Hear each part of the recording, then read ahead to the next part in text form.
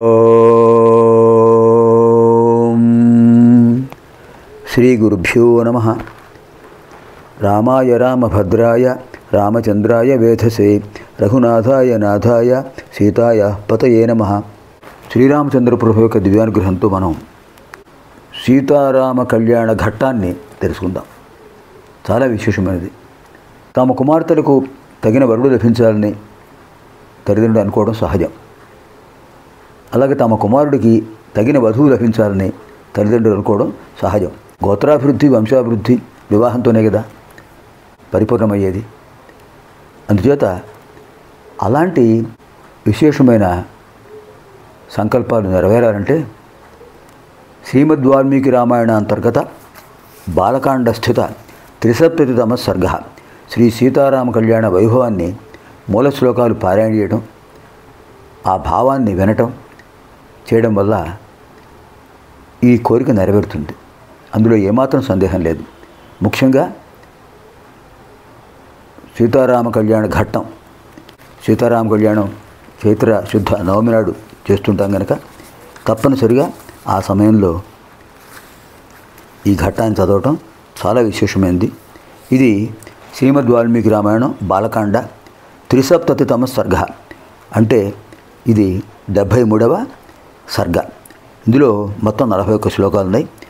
సీతారామ లక్ష్మణ వివాహ ఘట్టం మాత్రమే చూద్దాం. అందులో 25వ శ్లోకం నుంచి విశేషమైన కళ్యాణ ఘట్టం ప్రారంభమవుతుంది. మూల శ్లోకాలు చదువుదాం, భావం తెలుసుకుందాం. తప్పనిసరిగా ఆ స్వామివారి యొక్క దివ్యానుగ్రహం పొందుదాం. తతఃసీతాం సమానీయ సర్వాభరణభూషితాం సమక్షమగ్నే సంస్థాప్య రాఘవాభిముఖే తదా అబ్రవీజ్జనకో రాజా కౌసల్యానందవర్ధనం. ఇక్కడ అద్భుతమైన శ్లోకం ఉంది. వివాహ ప్రక్రియలో ఈ శ్లోకం చదువుతుంటారు పురోహితులు. ఇయం సీత మమ సుత సహ ధర్మచరీతవ ప్రతిచ్ఛచైనాం భద్రం తే పాణిం గృహ్ణేష్వ పాణినా పతివ్రత మహాభాగా ఛాయేవానుగతా సదా ఇత్యుక్త్వా ప్రాక్షిపద్రాజ మంత్రపోతం జలం తదా సాధు సాధ్వితి దేవానాం ఋషీణాం వదతాం తదా దేవదుందుభి నిర్ఘోషః పుష్పవర్షో మహానభూత్.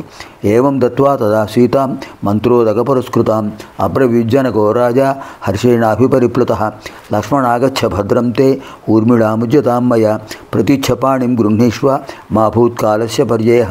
తమేవ ముక్త్వా జనకో భరతం చాభ్యభాషత గృహాణపాణిం మాండవ్యాః పాణినా రఘునందన శత్రుఘ్నం చాపి ధర్మాత్మా అబ్రవీజ్జనకేశ్వరః శృతకీర్త్యా మహాబాహో పాణిం గృహ్ణీష్వ పాణినా. సర్వే భవంతః సౌమ్యాశ్చ సర్వే సుచరితవ్రతాః పత్నీభిः సంతు కాకుస్థాః మా భూత్కాలస్య పర్యయః. జనకస్య వచ శ్రుత్వా పాణీన్ పాణిభిరాస్పృశన్ చత్వారస్తే చతస్రూణాం వసిష్ఠస్య మతే స్థితాః.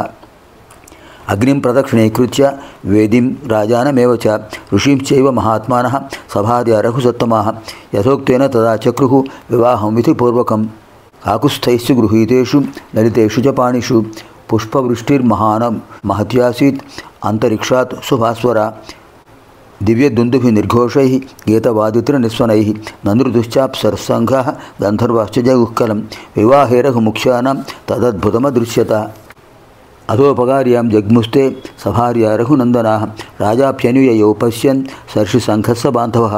ఇత్యార్షే శ్రీమద్ రామాయణే ఆదికావ్యే బాలకాండే 63వ సర్గ. సర్వం శ్రీరామార్పణమస్తు.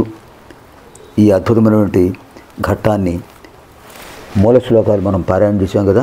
ఇప్పుడు విశేషాలు మనం తెలుసుకుందాం. ఇదేమిటంటే ముఖ్యంగా 73వ సర్గలో కథ విందాం. జనక మహారాజు యొక్క తమ్ముడు ఉన్నాడు.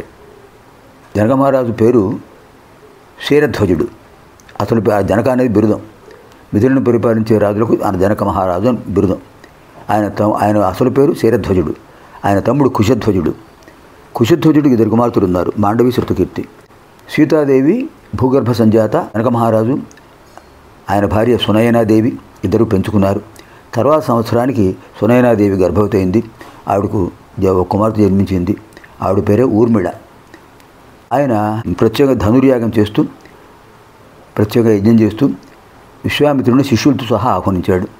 విశ్వామిత్రుడు రామలక్ష్మణుడితో సహా అక్కడికి వచ్చాడు. వారికి ఆతిథ్యం ఇచ్చాడు. యజ్ఞం చూసిన తర్వాత శివధనుస్సును శ్రీరాముడు చూస్తాడు, ఒకసారి చూపించమని చెప్పారు విశ్వామిత్రుల వారు. ఆ ధనుస్సు చూశారు. ఆ ధనుస్సును ఎక్కుపెట్టిన వాళ్ళకు తన కుమార్తెనిచ్చి వివాహం చేస్తా అని జనక మహారాజు చెప్పాడు. శ్రీరాముడు గురువుగారి ఆదేశంతో, విశ్వామిత్రుడి ఆదేశంతో అవలీలగా దాన్ని ఎక్కుపెట్టాడు. ఆయన అద్భుతమైన పరాక్రమానికి అది ఒక్కసారి విరిగింది శివధనుస్సు. జనక మహారాజు యొక్క ఆదేశంతో దశరథ మహారాజు తన ఇద్దరు కుమారులను భరత శత్రుఘ్నులను తీసుకుని వచ్చారు. అద్భుతంగా వివాహం జరిగింది. ఆ విషయం మనం ఇక్కడ మూల శ్లోకాలు చదివాం కదా, పారాయణ చేసాం కదా.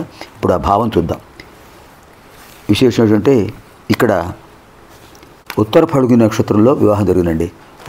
ఉత్తర ఫల్గుని నక్షత్రం, ఉత్తర ఫల్గుని నక్షత్రంలో ఉత్తర విజయ సూచకం ఆ నక్షత్రంలో వివాహం జరిగింది. సంప్రదాయం ప్రకారం వివాహ వేదికను వర్ణించారు, తయారు చేశారు. ఈ త్రేతాయుగంలో సంప్రదాయం మనకు అత్యద్భుతంగా రామాయణం తెలుస్తుంది. సీతారాముడి కళ్యాణ మహోత్సవం. జనక మహారాజు సర్వాలంకార శోభితైనడు సీతాదేవిని తీసుకొచ్చి అగ్ని సమక్షంలో శ్రీరామచంద్రుడికి ఎదురుగా కూర్చోబెట్టాడు. కౌశల్యానందవర్ధనుడు శ్రీరామచంద్రుడితో ఆయన చెప్పాడు, సౌందర్య రాశి, సౌకుమారి నిధి, లావణ్యవతి ఈ కన్యకామణి సీత. ఈమె అయోనిజ, మహాసంపన్నులైన తపసంపన్నులైన రాజర్షులకు ఆలవాలము కీర్తిపురుషుకు నిలయమైనటువంటి మా వంశానికి ప్రతీక ఈ జానకి. నా పుత్రికైన ఈమె నేటి నుండి నీకు సహధర్మచారిణి, సహధర్మచరీతవ. ధర్మార్థకామ పురుషార్థాల్లో కష్టసుఖాల్లో నీకు నీవు నీడగా ఉంటుంది. విచ్యుక్త ధర్మాన్ని అనుసరించి ఈమెను పాణిగ్రహణం చేసుకో అని ఆయన పాదాలు గడిగాడు, కన్యాదానం చేశాడు. ఆ తర్వాత తన ఔరసపుత్రి, తన భార్య సునయనాదేవికి జన్మించినటువంటి ఊర్మిళను తీసుకువచ్చి లక్ష్మణుడికి చేతికిచ్చి, నాయన లక్ష్మణ, నీకు నా కుమార్తెను కన్యాదానం చేస్తున్నాను, నీకు భార్యగా నేను సమంత్రపూర్వకంగా నీకు దత్తం చేస్తున్నాను అని అక్కడ ఆయన పాదాలు కూడా కడిగి కన్యాదానం చేశాడు. ఆ తర్వాత తమ్ముడు యొక్క తన లక్ష్మణుడితో చెప్పాడు, నీకు ఊర్మిళ నుంచి కన్యాదానం చేస్తున్నాను, ఈమెను కరగ్రహణం చేసి స్వీకరించి నీకు శుభం కలుగుతుంది అని చెప్పారు. తర్వాత తన తమ్ముడి యొక్క ప్రార్థనపై తన తమ్ముడి కూతుళ్ళు మాండవి శృతకీర్తులను కూడా తీసుకువచ్చి వారి కూడా ఆయనే కన్యాదానం చేశాడు. ఆయన అన్నాడు భరతుడిని పిలిచి, భరత, మాండవిని పాణిగ్రహణపూర్వకంగా స్వీకరించు అని చెప్పి శత్రుఘ్నుడిని పిలిచాడు. శత్రుఘ్న, శృతకీర్తిని నీ భార్యగా స్వీకరించు అని పాణిగ్రహణం చేయించాడు.